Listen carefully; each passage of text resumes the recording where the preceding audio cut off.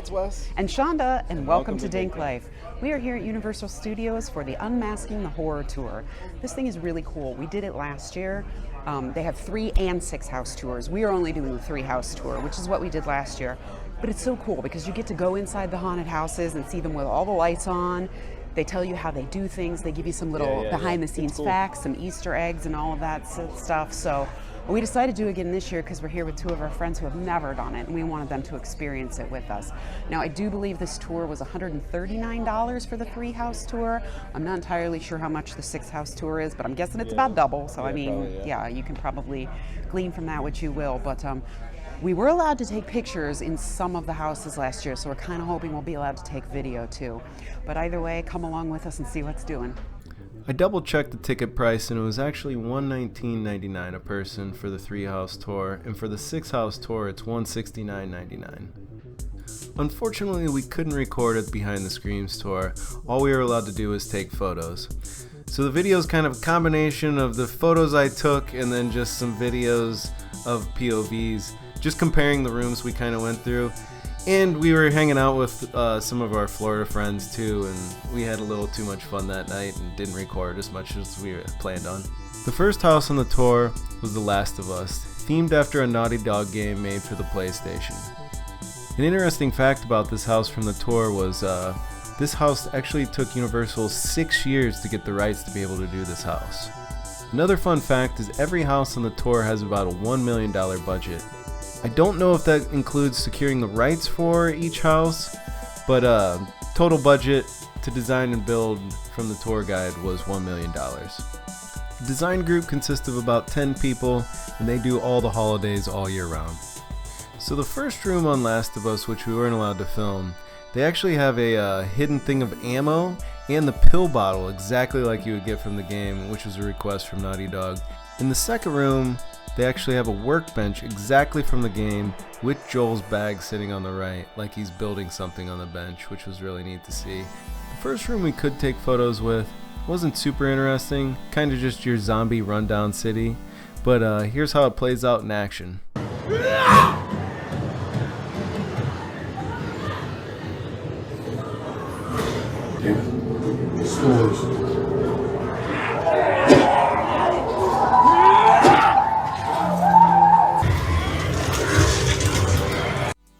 This battery in Last of Us was a cool Easter egg pointed out.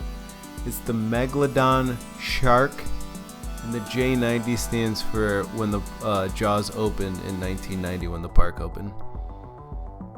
This last room was a recreation of the sniper mission on Last of Us 1. The whole house is supposed to resemble Last of Us 1, the video game. There's a couple bullet shots in the side of the house to resemble the gunfight, and then there's a guy that also is kind of on the second floor that acts like he's shooting down at you.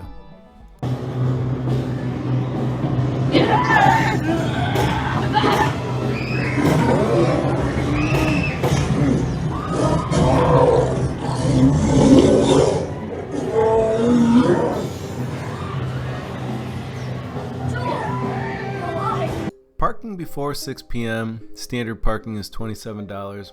After 6 p.m. is free. Halloween Horror Nights cost $84.99 per person. If you even want to finish all the haunted houses in one night, the Express Pass is a must, and it costs an extra $149.99 on top of that. And then, if you want to jump into the park at 3 p.m. just a little early before everybody else, it's an extra $40 on top of that. So total for a night, it's $274.98 per person. After going a couple times now, I think I highly suggest just doing the RIP tour for an extra $75. It is very expensive to go to Halloween Horror Nights, but so far it's been the best Halloween event me and Chanda have found.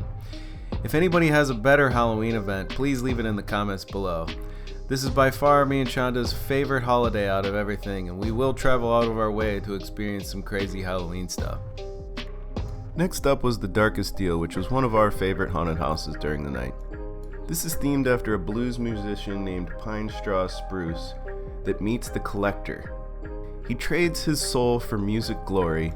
This house is themed after a lot of musicians that died around the age of 27, that they sold their soul for music glory and died at an early age. In the first room, if you look behind the musician, you can see a projection of the collector popping up. Also going through this room, you can just see the amount of detail that Universal puts into a haunted house, just with the half of burned cigarettes and an ashtray full of cigarette butts.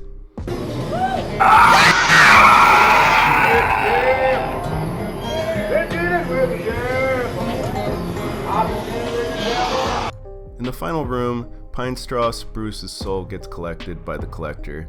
You can see this kind of on the stage. Actually, when you were there, there's a projection that they kind of have that he'll have his soul get sucked out.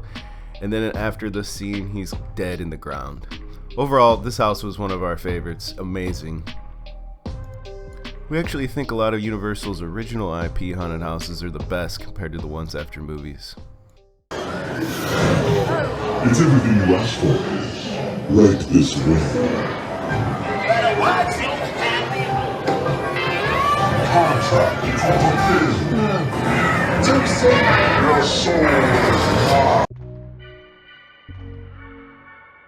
Another interesting fact about the haunted houses is it takes a full year of planning to design and build these haunted houses. They start construction usually at the beginning of summer, around June, for all the haunted houses. Tour guide also told us there's an off-site location and they inventory all of the decorations that are inside the haunted houses. It's almost like a Home Depot filled size area, just full of shelves and shelves of haunted house decorations, all organized, and it's all cataloged back that the designers can just pull out what they want to use from a computer in the haunted houses. The final house on our tour was Dr. Oddfellow's Twisted Origins. This had a circus theme, which already kind of gives it a creepy feel, just clowns and circuses and just freak show like oddity stuff on the side. One really cool thing I thought about this house is when you first enter it, almost in the first couple scenes, you come in underneath the bleachers into the circus. So there's kind of like popcorn and cotton candy on the floor underneath. Be stunned by creatures half human, half beast. There's just so much detail in these haunted houses, it's really hard to see when you're going through them at night, and the speed you're going through them.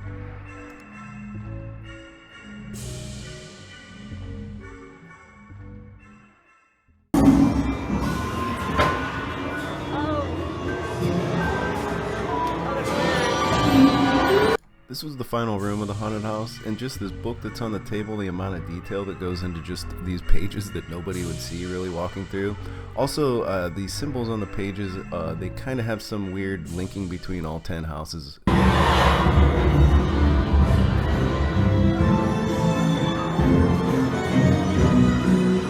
Your souls have been distorted, and you are mine.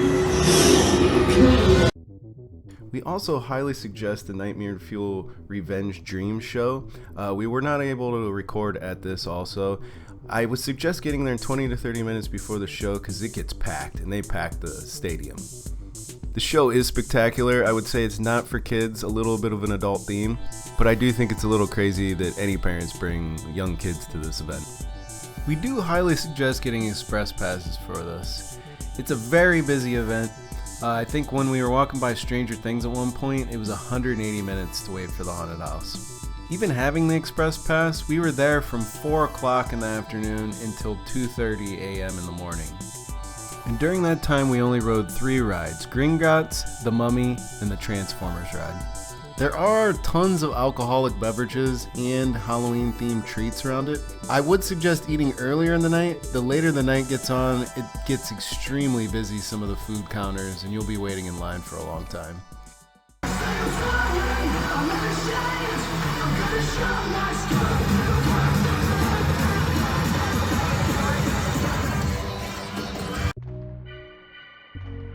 Thanks for joining us for our Halloween Horror Nights 2023 walkthrough. At the end of the episode, we have the ranking of our top 10 houses. And as always, remember, whatever you decide to do, just get out there and do it.